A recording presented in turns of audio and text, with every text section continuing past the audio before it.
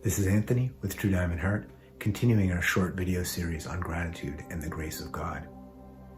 We spoke last time about beginning to make true choice, beginning to awaken. How do we do this? Well, two of the most profound methods there are, really, they're indispensable. One is mindfulness, and the other is meditation, or what I call stillness practice, because it could also be silent prayer. And really it can finally, meditation and mindfulness, stillness practice, silent prayer, these all finally become one constant way of being.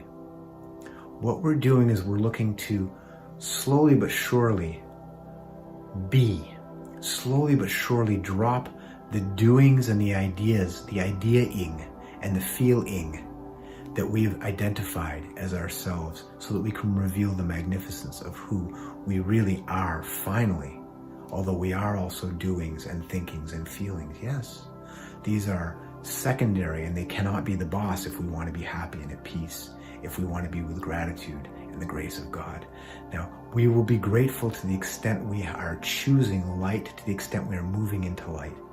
To the extent we practice mindfulness, we will start to also automatically cultivate and realize gratitude, which automatically invites grace, which automatically increases the body of gratitude, which automatically invites more grace, reveals more grace. And as that happens, there's more and more light being revealed, being realized, and more joy, more the relationships, everything in our lives becomes sweeter and sweeter and more stable, and less at the whim of circumstance. Mindfulness. Mindfulness means to simply be aware of what is happening. Now, when you're walking down the street, why do accidents happen? 99.9% of them happen because we're not paying attention. Why do you cut yourself with a knife? You've used that same knife and cut the exact same vegetable 300 times, and today you cut your finger. Maybe you were tired.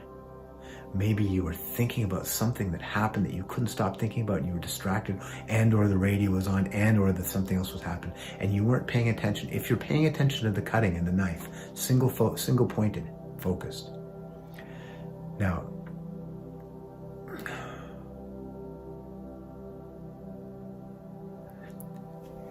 we didn't discuss that last time, but choice involves doing what you choosing to awaken, and it also includes focus. So to be mindful is to be focused. Is to be focused on what's happening, primarily inside. What am I thinking? Now, for example, someone says something rude to me, and it makes me vibrate with reaction, right? There's reaction, there's responsibility. Reaction is in sleeping, I'm reacting.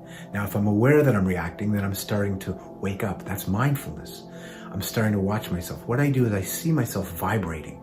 He says, "You're such a stupid idiot." And I go, and then I take a minute and I just move away from the vibrations, and I see the vibrations. Now I'm still feeling them, but something in me is watching and saying, interesting, there are vibrations of reactivity going on. And that's it. That's mindfulness. As soon as that observation flips into, "Oh, you're such an idiot for reacting, he's nobody," that's back into the ensleeping, the non-mindful reactive state. As soon as it says, "Well, he's such a jerk," and it starts explaining how he's the problem, it's also the reactive ensleeping process. If it starts to explain, "That doesn't bother me," push it down and sublimate it, that's both lying and the ensleeping process, because it's lying, and it's the ensleeping process because it's feeding that vibration of reactivity. The only thing that will disconnect that will actually lessen the reactivity and bring me closer to light, which is more awakening, which means less reactivity the next time it happens, or maybe 500 times I have to be mindful before I start to really realize, start to see a change. But it doesn't matter.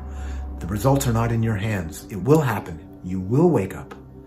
When and how will be in its own time and in ways that are so miraculous and incredible. You will be flabbergasted and in great joy. But it might take longer than you think, or it might be, just leave that. That's out of your hands. Just watch what's happening neutrally and then move on. Doesn't mean you're not still vibrating. Keep watching it. Don't have a secondary reaction to watching it.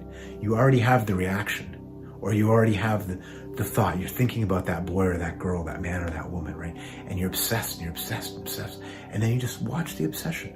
There's this river of thoughts and feelings flowing by. And most of us are in the river of thoughts and feelings. We think it's who we are. And we don't realize that you can come off and sit on the bank and watch yourself in the river of thoughts and feelings. And you're both in there experiencing, I hate this, but there's also something watching it.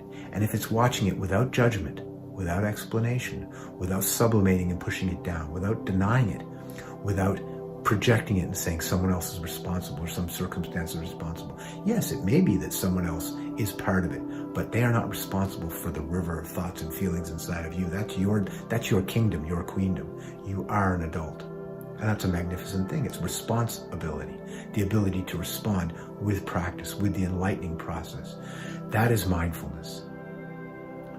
The more you do this, the more you learn to do this, the more often you do this, the greater the gap comes between the self-idolatry, between the idea of this little drowning self in the river of thoughts and feelings, and the grand, magnificent self that is ever-expanding love, that sees that but isn't completely drowning in it. And as time goes on with greater mindfulness, eventually we almost completely dissociate. Finally, that is not who we are anymore. We are the ever-expansive bank, and there's all kinds of rivers and thoughts and feelings, but none of them are personal.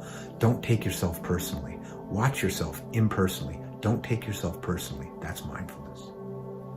Now, stillness practice is the other tool we have. Stillness practice is to sit quietly, to be quiet, and there can be mindfulness because often we'll be unable to still the flow of thoughts and feelings.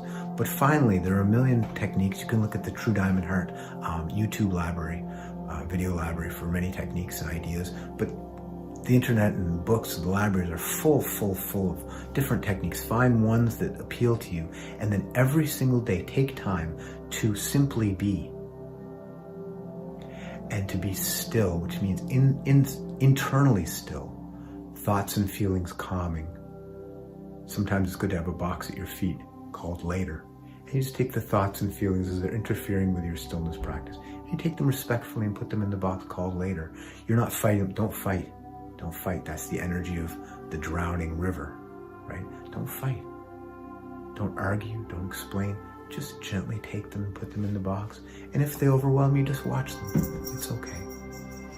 Take time. If you don't have a practice yet, start first thing in the morning and last thing at night. 30 seconds or a minute, 2 minutes. And build that practice. First thing as you wake, the last thing before you go to sleep. Build the practice. Work on the stillness practice. Be mindful, and you will find yourself naturally awakening to the choice, awakening to the grace. You will start to feel gratitude in your being. You will start to feel grateful simply for being. And as you feel grateful, you will see that gratitude opens doors of grace. Grace being the beneficence, the magnificence, the grace, being the gifts of God. What are the gifts of God? Well, it's to feel amazing, to be blissful, to be stable in the storm, to be at peace, to not be addictive in your life and in your relationships, to be free. To be grand and magnificent, to be authentic, not pretending anymore. Practice mindfulness, develop a stillness practice, and you will, by definition, move more gracefully and naturally and quickly into a state of proper choosing, of actual choosing, of awakening, of enlightening, and of gratitude, grace, gratitude, grace, gratitude, grace, light, love, gratitude, and grace. Stay with us as we continue our video series on gratitude and the grace of God.